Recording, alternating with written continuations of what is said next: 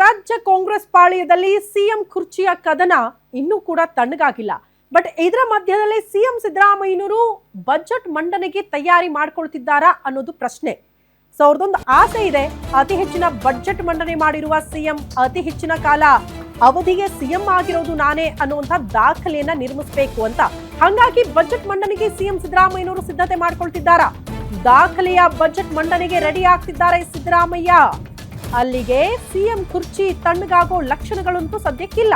March ನಲ್ಲಿ ದಾಖಲೆಯ budget ಮಂಡನೆ ಮಾಡೋದಕ್ಕೆ ಸಿಎಂ ಸಿದ್ದರಾಮಯ್ಯ ಸಿದ್ಧತೆ ಮಾಡ್ಕೊಳ್ತಾ ಇದ್ದು, ಸಿಎಂ ಸಿದ್ದು ಬಜೆಟ್ ಮಂಡನೆ ತಯಾರಿಗೆ ಡಿಕೆ ಶಿವಕುಮಾರ್ ಅಸಮಾಧಾನ ಹೊರಹಾಕ್ತಿದ್ದಾರೆ. ಬಜೆಟ್ ಮಂಡನೆಗೂ ಮುನ್ನವೇ ಸಿಎಂ ಸ್ಥಾನದ ಬಗ್ಗೆ ಸ್ಪಷ್ಟತೆ ಸಿಗಬೇಕು ಅಂತ ಡಿಕೆ ಶಿವಕುಮಾರ್ ಪಟ್ಟು ಹಿಡಿದಿದ್ದಾರೆ.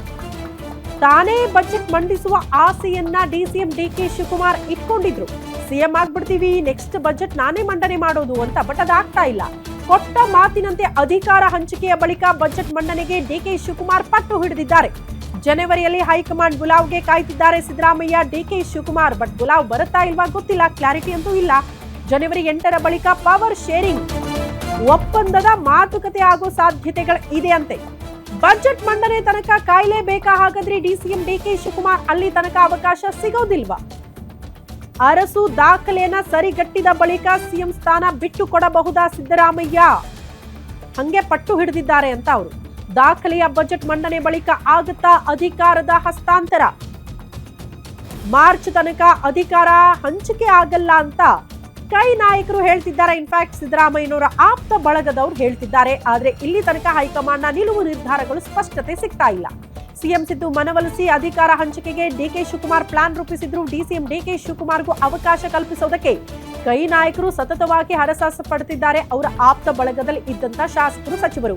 ಸಿದ್ದು ಬಜೆಟ್ ಮಂಡನೆ ಬಳಿಕ ಡಿಕೆ ಶಿವಕುಮಾರ್ ಅವರಿಗೆ ಅಧಿಕಾರ ಹಸ್ತಾಂತರ ಆಗೋ ಸಾಧ್ಯತೆ ಬಜೆಟ್ ಮಂಡನೆ ವೇಳೆಯೇ ಎಲ್ಲವೂ ಕೂಡ ಸ್ಪಷ್ಟ ಆಗುತ್ತೆ ಅಂತ ಪರಮೇಶ್ವರ್ ಅವರು ಕೂಡ ಒಂದು ಸ್ಟೇಟ್ಮೆಂಟ್ ಕೊಟ್ಟಿದ್ದಾರೆ.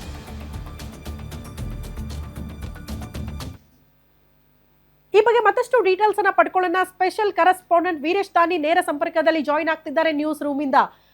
Veeresh, mostly next budget DK Shivakumar ಅವರು ಮಂಡನೆ ಮಾಡಬಹುದು ಅಂತ ಅವರ ಆಪ್ತ ಬಳಗದಲ್ಲಿದ್ದವರು ಆಸೆ ಇಟ್ಕೊಂಡಿದ್ರು. ಇನ್ಫ್ಯಾಕ್ಟ್ ಡಿಸಿಎಂ ಡಿಕೆ ಶಿವಕುಮಾರ್ ಅವರ ಆಸೆ ಕೂಡ ಅದೇ ಆಗಿತ್ತು. ಆದ್ರೆ ಸಿದ್ದರಾಮಯ್ಯನವರು ತಮ್ಮ ಹಠಕ್ಕೆ ಬದ್ಧರಾದಂಗೆ ಕಾಣಿಸುತ್ತೆ. ದೇವರಾಜು ಅರಸು ಅವರ ದಾಖಲೆಯನ್ನ ಪುಡಿಗಟ್ಟಿದ ಬಳಿಕನೇ ನಾನು ಬಿಟ್ಕೊಡೋದು ಅಂತ. ಸೊ ಅದಕ್ಕೆ ಬದ್ಧರಾಗ್ತಿದ್ದಾರೆ ಸಿದ್ದರಾಮಯ್ಯನವರು, ಹೇಗೆ ಅಂತ? ಖಂಡಿತವಾಗಿಯೂ ಶ್ರುತಿ, ಆ ನಿಟ್ಟಿನಲ್ಲೇ ಸಿಎಂ ಸಿದ್ದರಾಮಯ್ಯನವರು ಎಲ್ಲ ರೀತಿಯಾದಂಥ ತಯಾರಿಗಳನ್ನು ಮಾಡ್ಕೋತಾ ಇರುವಂಥದ್ದು. ಮಾರ್ಚಿನಲ್ಲಿ ಸಿಎಂ ಸಿದ್ದರಾಮಯ್ಯನವರು ಬಜೆಟನ್ನು ಮಂಡನೆ ಮಾಡಲಿದ್ದಾರೆ. ಅದಕ್ಕೆ ಪೂರಕವಾಗಿಯೇ ಸಿಎಂ ಸಿದ್ದರಾಮಯ್ಯನವರು ಈ ತಿಂಗಳಿನ ಅಂದರೆ ಜನವರಿ ತಿಂಗಳಿನಿಂದಲೇ ಅವರು ಇಲಾಖಾವಾರು ಪ್ರಗತಿ ಪರಿಶೀಲನೆಯನ್ನು ಮಾಡೋದ್ರ ಜೊತೆಗೆ ಏನೆಲ್ಲ ಹೊಸ ಯೋಜನೆಗಳನ್ನು ಮಾಡಬೇಕು ಮತ್ತು ಯಾವ್ಯಾವ ಇಲಾಖೆಗಳಿಗೆ ಎಷ್ಟೆಷ್ಟು ಅನುದಾನವನ್ನು ಘೋಷಣೆ ಮಾಡಬೇಕು ಅನ್ನೋದ್ರ ಕುರಿತಂತೆ ಅವರು ಸುದೀರ್ಘವಾದಂಥ ಸಭೆಗಳನ್ನು ಮಾಡಲಿಕ್ಕೂ ಸಹ ಸಿಎಂ ಸಿದ್ದರಾಮಯ್ಯನವರು ಒಂದು ಕಡೆ ಸಿದ್ಧತೆಗಳನ್ನು ಮಾಡ್ಕೋತಾ ಇರುವಂಥದ್ದು.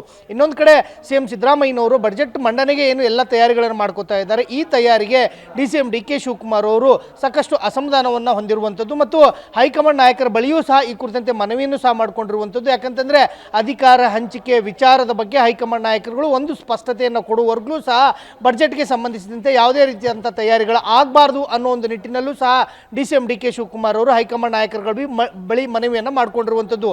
ಯಾಕಂತಂದರೆ ಡಿಸಿಎಂ ಡಿಕೆ ಶಿವಕುಮಾರ್ ಅವರಿಗೆ 2.5 ವರ್ಷಗಳ ಕಾಲ ಮುಖ್ಯಮಂತ್ರಿ ಸಿಎಂ ಸಿದ್ದರಾಮಯ್ಯನವರು ಅಧಿಕಾರವನ್ನು ನಡೆಸಿದ ನಂತರ ಅವರು ಅಧಿಕಾರವನ್ನು ಬಿಟ್ಟುಕೊಡ್ತಾರೆ. ನಾನು 2026ರ ಮಾರ್ಚ್ನಲ್ಲಿ ಮೊದಲ ಬಜೆಟನ್ನು ಮಂಡನೆ ಮಾಡ್ತೀನಿ ಅನ್ನೋ ಒಂದು ವಿಶ್ವಾಸದಲ್ಲಿ ಡಿಸಿಎಂ ಡಿಕೆ ಶಿವಕುಮಾರ್ ಅವರು ಇದ್ದರು. ಆದರೆ ಹೈಕಮಾಂಡ್ನಲ್ಲಿರ್ತಕ್ಕಂಥ ನಾಯಕರುಗಳು ಸಹ ನಾಯಕತ್ವ ಬದಲಾವಣೆ ವಿಚಾರದ ಬಗ್ಗೆ ಯಾವುದೇ ರೀತಿಯಂಥ ಸ್ಪಷ್ಟತೆಯನ್ನು ಕೊಡ್ತಾ ಇಲ್ಲ ಮತ್ತು ಅಧಿಕಾರ ಹಂಚಿಕೆ ವಿಚಾರದ ಬಗ್ಗೆ ಯಾವುದೇ ರೀತಿಯಂಥ ನಿರ್ಧಾರವನ್ನು ಸಹ ತೆಗೆದುಕೊಳ್ತಿಲ್ಲ.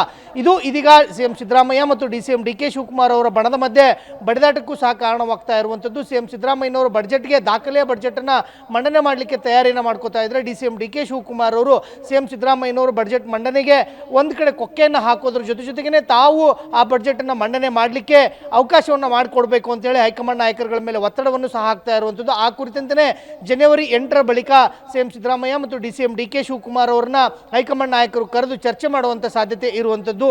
ಇದರ ಮಧ್ಯೆಯೇ ಗೃಹ ಸಚಿವರಾಗಿರ್ತಕ್ಕಂಥ ಜಿ ಪರಮೇಶ್ವರ್ ಅವರು ಸಹ ನಿನ್ನೆ ಸ್ಪಷ್ಟನೆ ಮಾಡಿರುವಂಥದ್ದು ಏನಂತಂದರೆ ಬಜೆಟ್ಗೂ ಮುನ್ನವಾಗಿ ಅಧಿಕಾರ ಹಂಚಿಕೆ ವಿಚಾರದ ಬಗ್ಗೆ ಒಂದು ಸ್ಪಷ್ಟತೆ ಸಿಗಲೇಬೇಕಂತ ಅನಿವಾರ್ಯತೆ ಇದೆ. ಹೈಕಮಾಂಡ್ ನಾಯಕರುಗಳು ಆ ಬಗ್ಗೆ ತೀರ್ಮಾನವನ್ನು ತೆಗೆದುಕೊಳ್ಳಿ ಅನ್ನೋ ಒಂದು ಒತ್ತಡವನ್ನು ಸಹ ಅವ್ರು ಮಾಡ್ತಾ ಇರುವಂಥದ್ದು. ಶ್ರುತಿ, ಓಕೆ ವೀರೇಶ್, ಧನ್ಯವಾದಗಳು ತಮ್ಮೆಲ್ಲ ಮಾಹಿತಿ. ಅಲ್ಲಿಗೆ ಬಜೆಟ್ ಆಗೋ ತನಕ ಕೂಡ ಡಿಸಿಎಂ ಡಿಕೆ ಶಿವಕುಮಾರ್ ಕಾಯ್ಲೇಬೇಕಾ ಅಥವಾ ಹಠಕ್ ಬಿದ್ದು ಪಟ್ಟು ಹಿಡ್ಕೊಂಡು ಹೈಕಮಾಂಡ್ ಮನವೊಲಿಸ್ತಾರಾ, ಅದನ್ನು ಕೂಡ ಕಾದ್ ನೋಡ್ಬೇಕು.